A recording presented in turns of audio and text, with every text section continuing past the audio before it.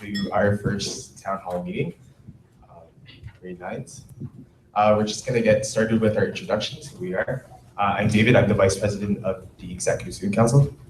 And my name is Joseph Paduria, and I am the President of the Executive Student Council. My name is Paul James, and I am the President of the Executive Leadership Council. I'm Nicole Barrett, and I'm the co-senior rep for the Executive Leadership Council. I'm Bertha, and I'm the Vice President for Free the Children. I'm Kanitha, and I'm part of Free the Children of Science Committee. Okay, so we are gathered here today to have you guys voice your concerns. Student Voice is a really big initiative that we're starting here at Hope, and it's a product of councils and administration working together to make sure that you guys get your voice heard. Okay, so how we're going to conduct this, we're just going to go over a few rules for this. Okay, so during your conversation with us and the discussions that's going to be conducted, we want to make sure that we keep the respect at a high level. So this means no names and any concerns you have. Just make it really general. Obviously, we do want to compliment people. So if you do have compliments, you can definitely let us know who is involved in that. Just make sure that you are keeping it respectful. We're here to value everything you say. And we'll just get the discussion going. Mr. Russell? Yeah, hello. Yeah. Sorry. I just wanted to, introduce this a little bit and to say why we're doing this. We're not the only school that does this. There are other schools that have something similar to this in one way or another, and this will probably look different as well. But as an administration and with your councils, it was of interest to us to say, we're here for really only one reason, and that reason is for you. So when we make decisions, and there's lots of decisions that go on, when we make decisions and there's no student voice, and it really doesn't make a whole lot of sense. And so, but with a school of 1,400 students, I mean, you're all only in this school for 2 months, right? I mean, you've been in much smaller schools. It's a little bit easier sometimes for the principal, let's say, to know most of the students in an elementary school that has 300 students. But in a school of our size, and with the amount of activities that are going on and the amount of things that happen, it can be tougher for me to sort of get that sense. And so we wanted to create a very specific protocol or event that would allow that to occur, okay? So I do want you to be, when hopefully your discussions in classes were good and that they were specific. I would like you to be specific about stuff. But again, that respect quotient is a big one, right? And so this isn't the arena to be talking about people specifically or those sorts of things. That doesn't really help in this. It's more about what decisions that are being made, what are some of the realities of the school that you see as maybe needing to improve. But the other thing about it is this was really good, and we need to keep doing that because there's only so much that can happen in the school. And oftentimes if we want to start a new initiative, what does that mean? That means sometimes an existing one has to stop. Maybe we don't have the people to do it.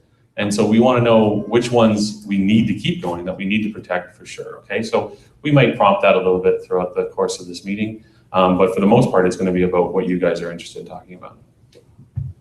All right, so just to make sure, you guys should all be welcome to say what you guys are thinking. Don't feel shy, don't hold back, because your voice is important to all of us, and we would like to hear what you guys have to say and what each homeroom has to say. All right, so for our first discussion, we would like to talk about grade 9 orientation. So how many of you guys went to Camp White Pine? Majority of you guys? And Paul, can you go around? And how did you guys feel that orientation was for you, the grade 9s? So you might just want to say like a brief phrase. If someone has a comment. Yeah, if you guys have comments. No? Whatever. All right, yeah. Does anyone else have anything to say? Just raise your hand up. Any comments about grade 9 orientation, Camp White Pine? No?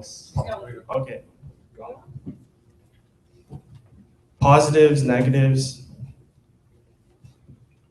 I thought grade 9 orientation was really fun, but I wish it was like a little longer. A little longer? Because it was kind of like one day and a night. Yeah, that's true. Yeah. Over there. Yeah, I think, yeah, the orientation should be a little longer. It was fun. Yeah. People can find friends there, but yeah, it's really, I think, not long enough to find a big amount of friends because you're only with your group most of the time. Okay, so yeah, We would just like it just for the website. just for the okay. Well, I didn't get to go to Camp White Pine, and it was actually pretty depressing for me because when I went, I came late to the school. So like I didn't come like 2 weeks late. I just joined, like I just entered my name in late, and I didn't get to go because there was no space. So I feel like if you guys know that the grade 9, like how many grade 9s we have in the school, I think you guys should have space for everyone. So even if they do come late, they can still come. Because you lose on that good experience that you want to learn to interact with your other friends and meet new friends. Yeah, I mean, we can talk about that a little bit. You know, I'd like to comment on that for sure. The amount of planning that goes into it is a lot, right? And really the planning happens well before. It's not a September sort of thing. It's not even an August sort of thing. It's a May, April sort of thing. You have to book long in advance. Camp White Pine's getting very, very full. Like it's an event place that's used all the time, right? So we have to figure out from registration, because really we're taking those numbers from that grade 8 registration that's done in March, right? That's what we sort of take the general numbers of that and try to get it. Because the problem is, if we were to say book 300 spots, let's just say, and we'd have to pay for 300 spots. If 250 come, then everybody else's amount goes up. So instead of the $100 that you'd pay, you'd have to pay like $130 because you'd have to be paying for empty seats. So really, you know, some of the debate is do we do it later? Some schools don't do their grade 9 orientation until October. And the reason for doing that is because they want to see if there's any late comers who come in and that opportunity. The problem is, you know, you're in October. Could you imagine, you know, last week going to grade 9 orientation? Would that have been the same as that right away? I mean, that's the debate, but I totally understand with the idea of, well, if I got my paper in late or if I didn't register to the school till August, I might not be included. I totally get it. But the amount of planning that goes into it and trying to keep the cost down, because we're very cognizant, we're very aware of those costs. And again, if anybody, and we've said this before, that if a family doesn't think that they're in the financial situation at that point to be able to afford it, there's never a reason not to go, right? We'll support, we'll subsidize and make sure that that's covered. But we're trying to keep the costs down as much as possible. And if you're paying for empty seats and meals that aren't eaten and beds that aren't slept in, that really is going to run that cost way up. So it's that balancing act, but you're right. Thanks for that feedback. Okay, so that's really good. The thing about grade 9 orientation is that it doesn't only have to be on one day at Camp White Pine. It continues throughout the entire month of September. And that's where councils and chaplaincy, we come along with Forrester. She helps you guys feel welcome along with our councils. So really quickly, we just want to know, as the councils here, how well did we do in making you guys feel welcome, and how well do you guys rely on council being sort of this medium for you guys in transitioning from elementary to secondary school? I think that it's because we're like just coming into high school and like most of us are scared of how the school is going to reflect on us, and we don't want to be like all out there, and we just still want to keep to ourselves until like our grade 8 spot still, but we still want to be included in the school. But it was good how you guys try to do more events to get us included. But I think that it's like you guys should really talk to more of the grade 9s to really like involve them, because majority of them are really like shy. Okay, so that's really good. So we had a suggestion from her that we should build more dialogue between councils, all the grades, and the grade 9s. Yeah, Peter? Okay, I think it was actually really, really good how everything involved us. But what I think there should be more events like the Pack Open Gym for only grade 9s to go to, where, yeah, I thought the Pack Open Gym was fairly good. You can find friends there, but there should be more of those events.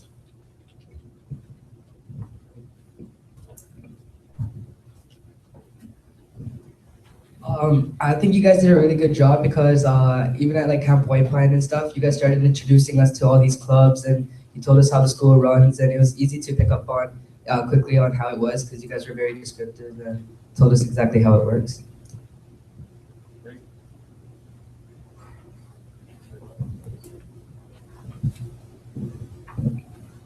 I just wanted to know, is it true that for the first year you cannot join student council? I'm not sure, like student council. That's true, but at the end of grade 9, you can run for student council. Yeah. So the beginning of grade 9, you're just getting involved with what we do. I think that you guys should change that actually, because it's like for the first year of grade 9, you have no real effect on the school. But we're here and we're still students, and I think that we should all have a voice. So I think maybe we don't. Okay, maybe we don't have to do it like the first month or anything, but like I think we should still have a grade 9 student council rep because it's just not fair to the grade 9s, and we don't have like I want all the grade 9s to have a voice and to have an effect on the school. Okay, that's true. We do have junior reps at the school, but I do understand that during grade 10, so they have 2 grades to look after in terms of gathering voice. So that's really good that you brought up the suggestion of having a grade 9 rep. I would like to add to what Peter said that we should have more activities, more for the grade 9s because of the reasoning that we're shy, and that maybe we should do like more group activities, get us more active, tell us to come out and play and do all these activities because it'll help more people get more friends, and then we'll be less shy so we can participate in more things.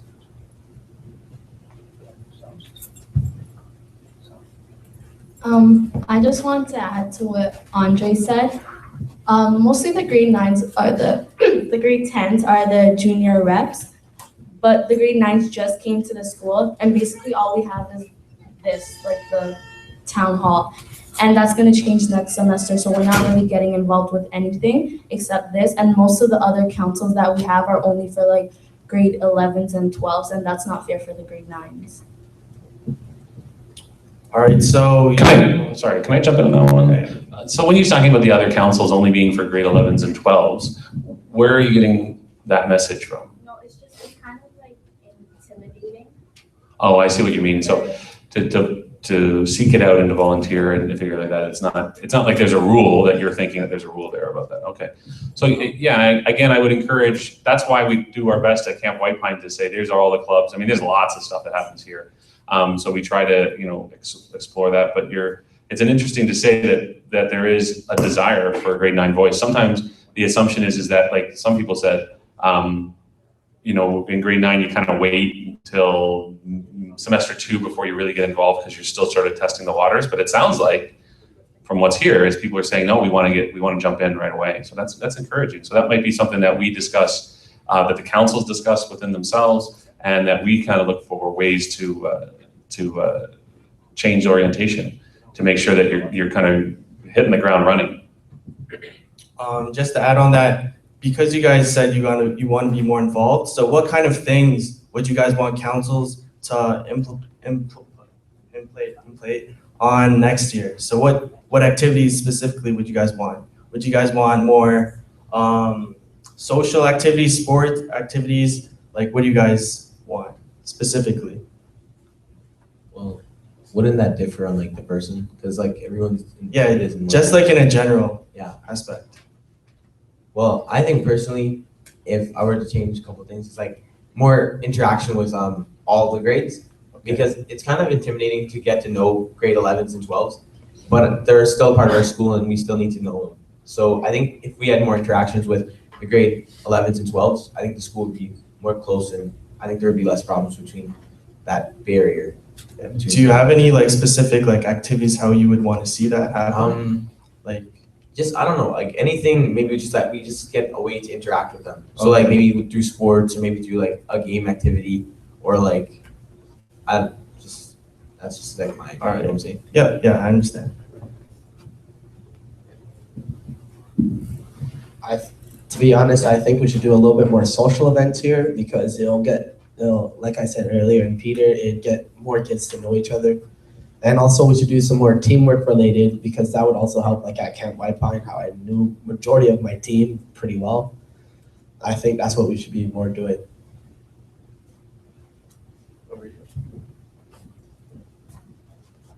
Like how Andre said that how we should connect more with the grade 11 and 12s. I think that like because we're grade 9s and I think we're more like lower down, not like lower down, but like we're more quieter in like some ways. I think that we should have like if like a grade 9 really wanted to like be really connected with the 11 or 12, they could have like a partner to like look up to, like someone that they could possibly look up to. Like a mentor? Yeah, like a mentor so they could get through the school year, like the 4 years that they have here.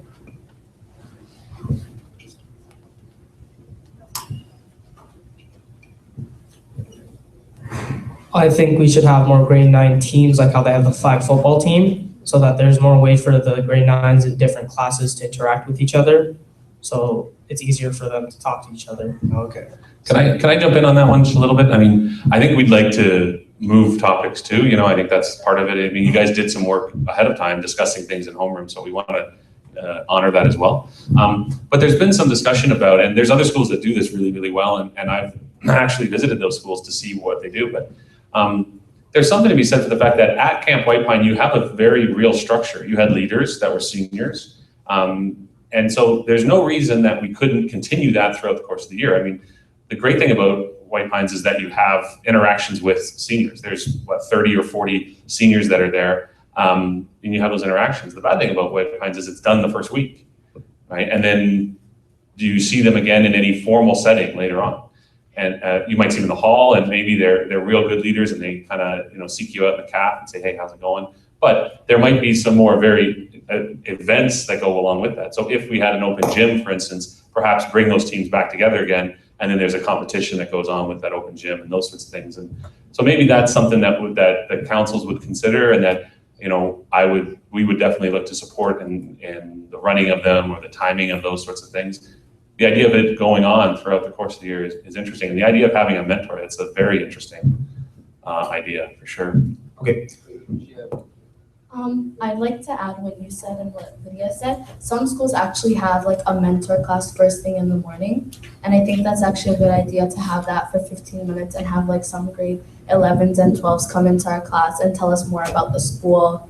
We could also go on like more trips to get to know other students in grade 9 or in other grades as well. It's a really good idea. Okay, we're gonna get into further discussions. Our first topic is the hall passes and the attendance policy connected to that. So I'm sure you guys have notes that you guys have brainstormed in your classes. So right off the bat, how do you guys feel about hall passes? Well, personally, this is just me. I understand that hall passes are like important for the school because people do skip and it's like a way to keep track. But I feel like it's like, honestly, we just came out of elementary school and I feel like it's like we're still kids. I know we are, but I feel like it's like you guys don't have trust in us almost. It's like that. It's like, I don't know how to explain it. I just feel like we shouldn't have hall passes. Maybe there's another way because it's like kind of childish almost to have a hall pass and always have to be worrying about it. And it just feels a certain way when I have to ask for a hall pass or just to leave class. I think that even like sometimes when you need to like come back to the classroom and like let's say if like you're at your locker, you're going to get something because you forgot something in your class is in the library, and someone still asks you for your hall pass and you say that your class is in the library and your teacher like forgot their hall pass. I don't think it should be the student's fault that the teacher forgot their hall pass and they have to get in trouble for like the person asked thinking that they were skipping class or something. But are you getting in trouble? Like, I mean, what's getting in trouble? I mean, I understand that someone asks. Like sometimes you get scared that you're gonna get in trouble when you walk into the hallway. Right. Because like someone's gonna be like, oh no, you're in trouble. You have to go to the office and get like a slip. Yeah. I would say for sure that, if the people who don't have anything to worry about or anything to be, I don't think you should ever be as scared of anything. I hope that the staff does here. But if you're concerned about, you're not gonna get in trouble if you're in the hall for a reason. And if the teacher didn't have their hall pass, then that's not on you. No, hopefully what I've seen a lot of is, some teachers, if they forgot them, oh, I got them in the office, totally understandable. They'll write a note or something, and there's something that they can do. It's just a matter of, you can understand how with a school this size and with some students having spares and some students, and then what we're seeing is direct correlation. I mean, the stats are unbelievable that say attendance is linked to success. I mean, that seems ridiculous to have to say that out loud, but yeah, being in class increases your ability to pass that class. And so we've said, this is the one thing we're trying. This is the first year we've done it. I mean, you guys are grade 9s, and so you might not even be aware of that because you don't have anything to compare it to, but this is the first year. I have a feeling I'll hear a lot about this when the grade 12s come on Monday and have comments about the hall passes, but this is the first year. So it's really, I wouldn't say an experiment, but it's a process, a work in progress. So we're gathering feedback and saying, okay, well, maybe we need to do this and maybe we need to tweak it like this. But I would say right now, from an administration point of view, I'm incredibly happy with the way the halls look, meaning that there's students in classes. And we'll see what that impact that has. We have midterms that are coming out now, and then finals and stuff like that. So we'll see, does that actually increase student achievement? We'll take a look. So we're gonna be looking at that data for sure. Okay, we're just gonna shift the conversation to the right of us, just so we have speakers. To add on that, oftentimes when students have supply teachers, about 50% of the supply teachers forget their hall passes, and then many of those supply teachers who actually forget the hall passes won't let you go because they won't write a note for you. So oftentimes you have to wait for the next supply teacher or for your next class to, for example, use the washroom. So does that mean teachers that are like real occasional teachers, so teachers who aren't on staff here but are coming in? Because we give them one too, right? They get one that's specifically that they have to return. And my hope is that they're not forgetting it, because I don't know where they would forget it, because then it's gone. But so yeah, that's a good message to say that any of the adults in the building who are responsible for those hall passes, make sure that they're remembering them, because again, you guys are stuck in a class if you can't get out.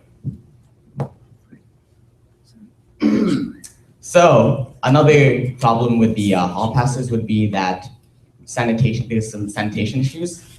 So I know it goes around your neck, but with some kids these days, they want to look cool, so they put it in their pockets, let the chains hang out, they want to look cool.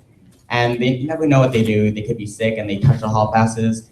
And so is there any other way that we can, say in my school, we have clips. I know that sounds childish, but at least it's more sanitary than pass.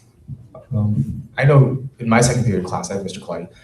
He has this really cool, I don't know if you guys have it, he's attached hand sanitizer to the actual hall pass. That helps me, that gives me comfort every time I get to. Yeah, and that was a response that came, to be completely honest with you, when we thought about the hall pass, and this was a teacher initiative, so they came to us and said, we should do this. Okay. And I'll be frank with you, I didn't think it was gonna work. I really didn't think it was gonna work. I thought, okay, I'll put the money in it, but I don't think this is gonna work. And it's completely proven me wrong, which happens on a pretty much daily basis that I'm proven wrong. But there was concern about that sanitation, never crossed my mind. I didn't even think about that, to be honest with you. So what we did do was we bought, so every department has 2 or 3 spray sanitation things, so they can spray them down on a daily basis if they want to. And every single teacher got one of those little Purell things. And we're investing in another sort of sanitation thing that's almost looks like a big pen that you can just sort of clip in your pocket and spray. Have the school's name on it as well. So yeah, we're looking at that for sure. The clip, some people have said that, some teachers have said, can we clip it on? Problem is a lot of you are wearing golf shirts. I don't know where you'd clip it on, to be honest. Would you feel better with it up here near your mouth than you would a lanyard around your neck? We use the lanyards because we literally had thousands of them in the office from I think years ago. Every student had to wear their student card around their neck at all times. That was before I was here. So we had all these lanyards. So I think that we're going to readdress it at the end of the semester and say, is there a different way to do it? But again, this is where the voice is good because I didn't see this one coming at all.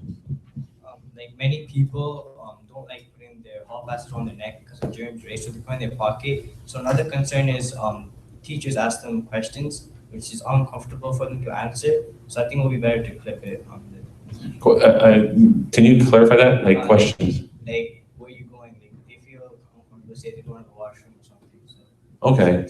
Well, I mean, I think what you need to know is I'm very happy that teachers are asking you in the halls where you're going. I'm very happy about that. And the reason for that is 100% is school safety, okay? We need to be able, we're gifted in the fact that we have a uniform. I don't know how public schools do it. In a school of this size, remember in elementary school, I don't know if in your elementary schools, your doors were probably all locked, right, at all times. And they had the security at the front where you had to buzz in to get in. Does anybody know how many exits and entrances we have in the school? Have you ever really counted them? I don't even know. But I know there's a lot of them, and all of those doors, a lot of those doors are open all day. So security is a big issue with students moving in and about. And then again, in an elementary school, you can sort of guarantee that there's no one in the halls from this time except for the occasional student going around. But here, there's classes moving all around. We have 2 lunches that are different times, so half of the school is at lunch at half the time. There's a lot of issues with making sure that the people are supposed to be here, and that there isn't someone who isn't supposed to be here in the school. So I'm very happy that the adults in the building are asking people, what are you doing? And if they're, my hope is that they're saying, oh, great, good job, thank you very much. I know that if I see, when I'm going through the hallways, if I see that lanyard sticking out of the pocket, all I need to see is, that's the good part about the lanyard. If they had a clip and they put it, some of us just thought about the card, but if you put it in your wallet, you're gonna get stopped every single time. With the lanyard, it's hanging out, I see it, I go, okay, he's got the pass. Because those lanyards we don't use for anything else. No one else has those lanyards. There's staff lanyards that some staff have, we didn't use those purposely. But we wanted to see that that's the only one that's used.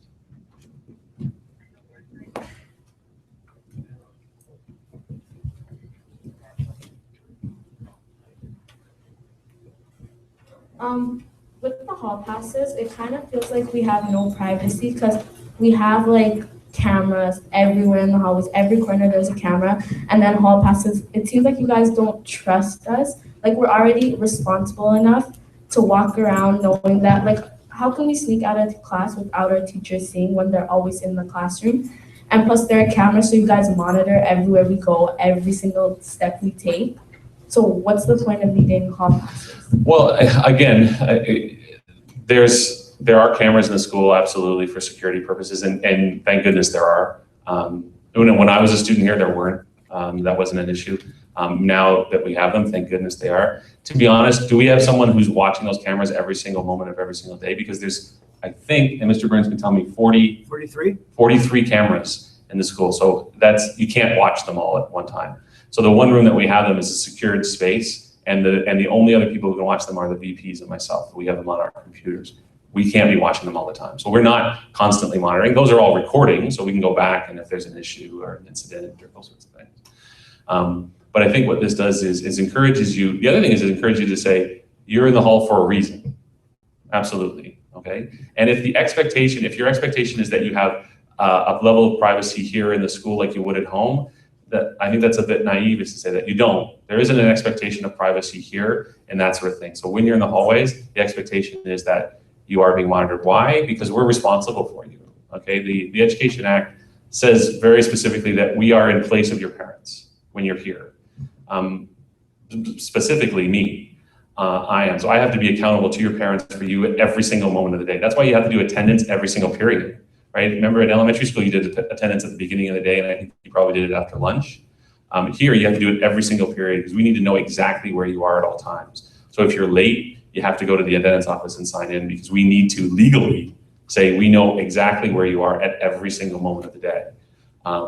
And so there is some legalities around that. Is it that we don't trust you? No, it's that we value you so much that we want to make sure that your safety is of chief concern. Number one concern. Beyond anything else is that.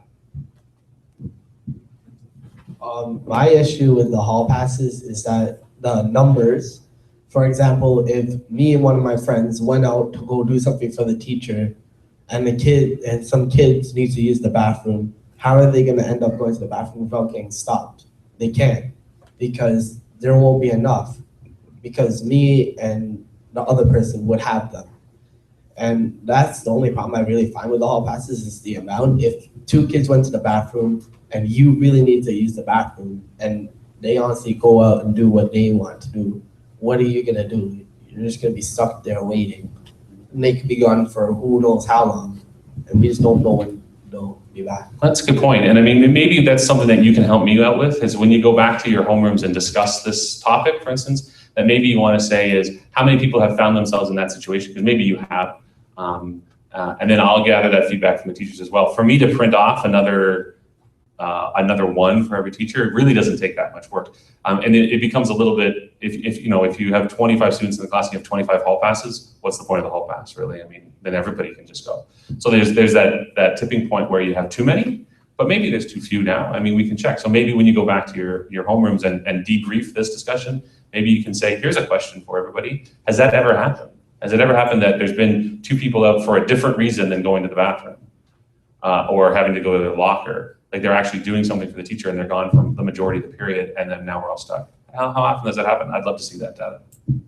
So what I'm finding with one of my classes is that we have only 1 hall pass, and that when one person has to go to the washroom, they're going for a long time because this is towards the lunch period and there's a lot of people within the hallways.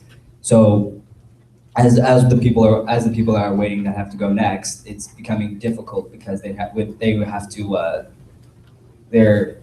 to the washroom probably really badly, and it's taking a long period of time for this person to come back because being students we are, on our way back we can run into a friend, talk a little bit, and then continue.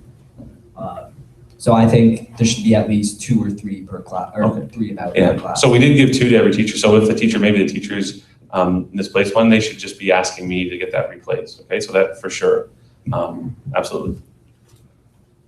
Okay, I think we're just gonna move on to our next topic of discussion.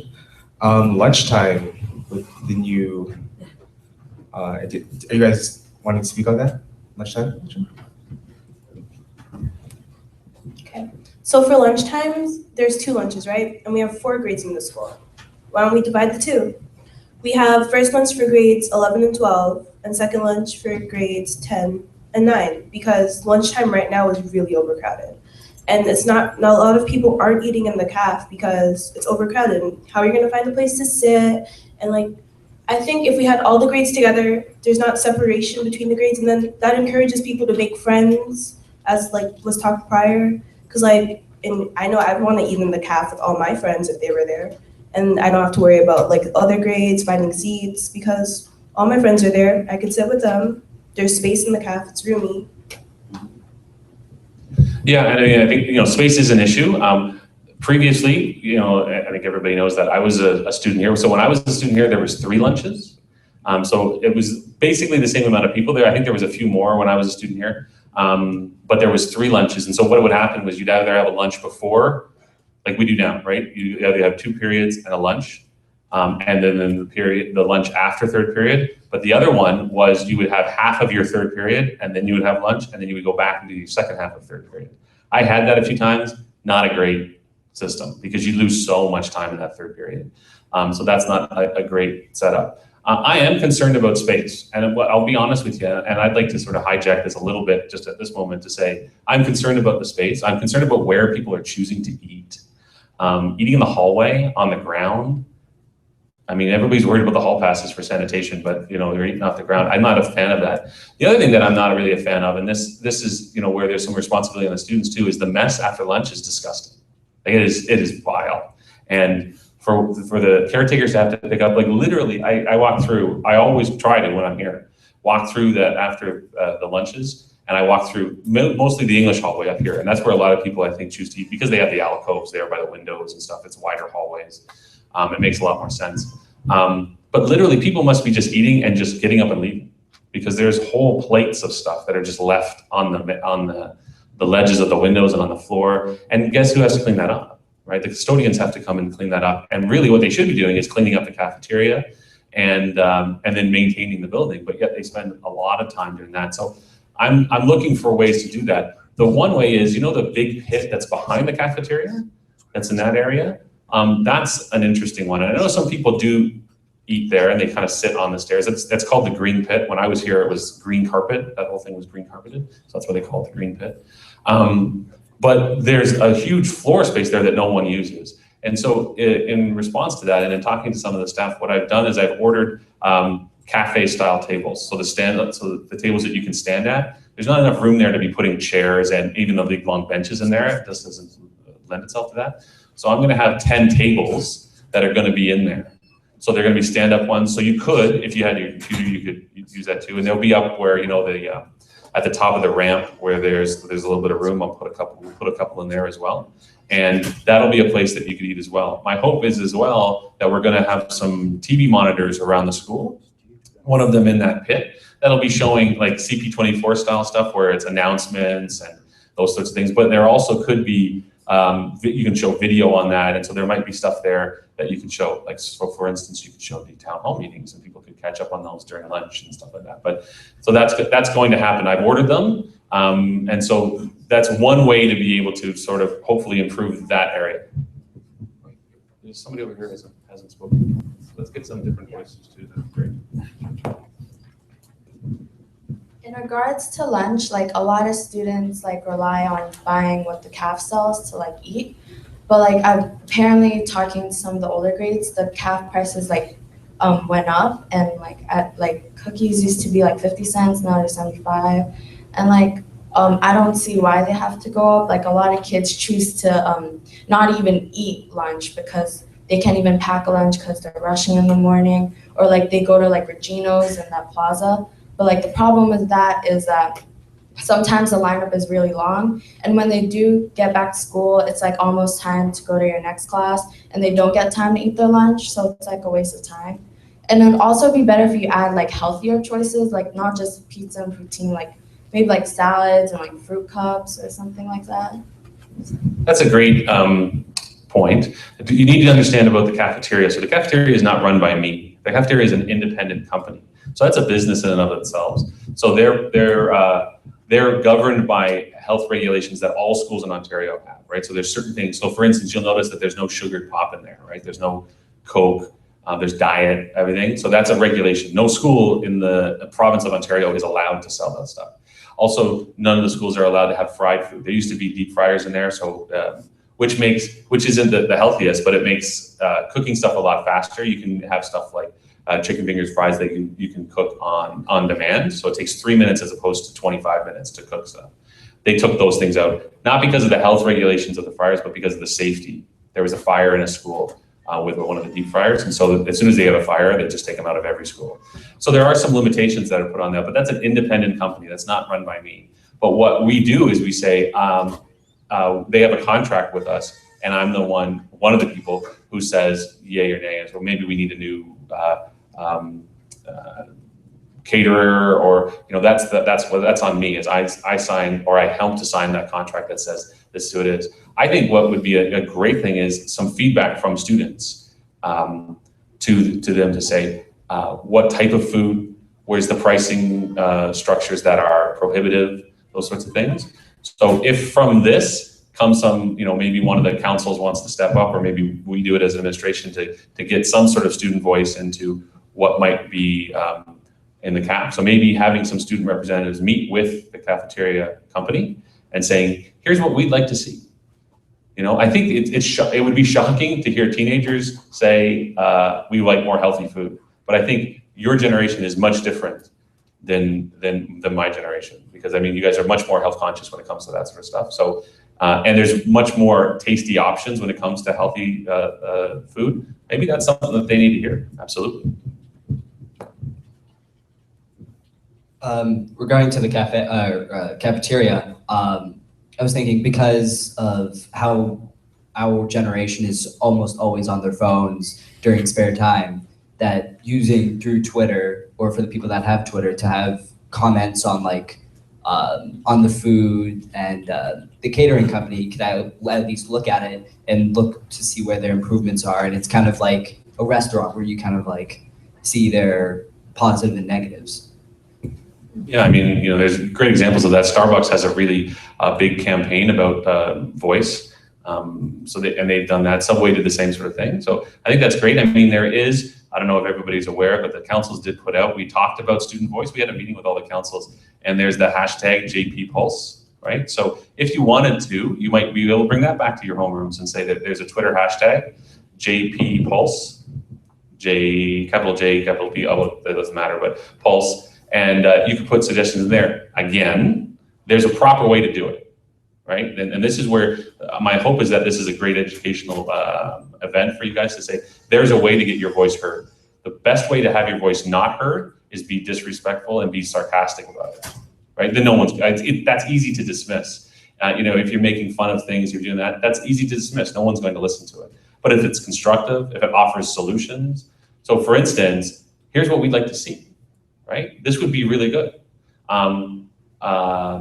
Here's where the price structures are. These, to paying, some people might say 75 cents per cookie, that's not a big deal, but the chicken burgers are way, that's where we find expense.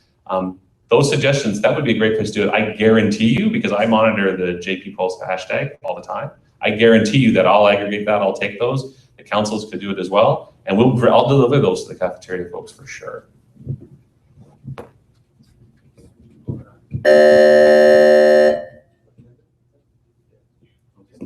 No. So again, this is really good news. I thought my biggest fear was that this would take 5 minutes and everybody would just not have much to say, and then we'd be done. That's good. I think what we've learned today is we could probably start a little before 9 o'clock and not at 9 o'clock, so we could get that going. My hope, this is not a one-off, okay? We will have more of these throughout the course of the year. My hope is to have at least 3 throughout the course of the year, and maybe in different ways.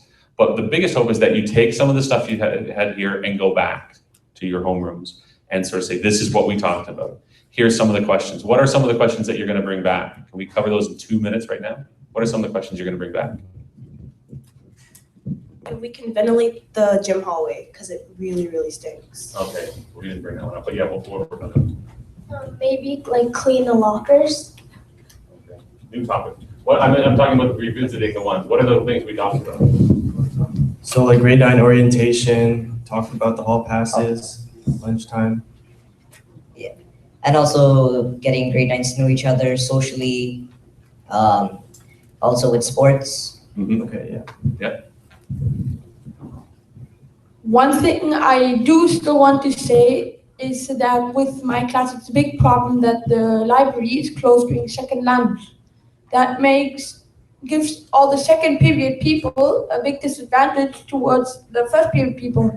Because if, for example, if we don't have a printer at home and we rely on getting it printed for the fourth period, then maybe we are too late to catch the bus in the morning, but then we do not have any chance to go and print anything for the fourth period anymore because we can't go to the library during second period to print stuff. Okay, good. We'll look at that for sure. Something I'm just going to bring up that to my classmates is that that late policy, we never got to talk about that here. But yeah, that's one thing I wanted to talk about actually. But we could, that might be yeah, because you do have to get to class, right? And I don't think anybody has a hall pass, so. Just one thing I want to say is that I think maybe we should change up the music in the morning because some people really don't like it. It's kind of oldish. Yeah, I'm not going to kind of criticize looking into that. And also if you could maybe clean up the change room after lunch because a lot of people usually eat their lunch in there.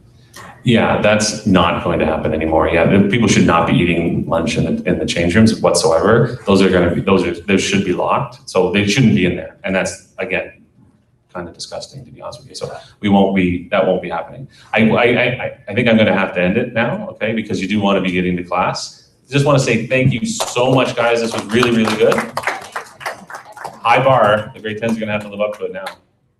So just a note to take back to your classrooms. Make sure you guys tell them about the hashtag, so hashtag JP Pulse, and you guys can give us your feedback through that hashtag, and the councils and Mr. Wetzel will look at that. Yep. And again, these notes are Google Docs, so we'll be sending those out so anybody can see those, can view them.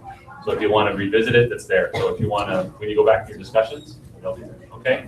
Thanks so much, guys. Thanks a lot. I just want to say thanks again, and thanks for everyone taking the opportunity to build bridges as opposed to walls with your arguments.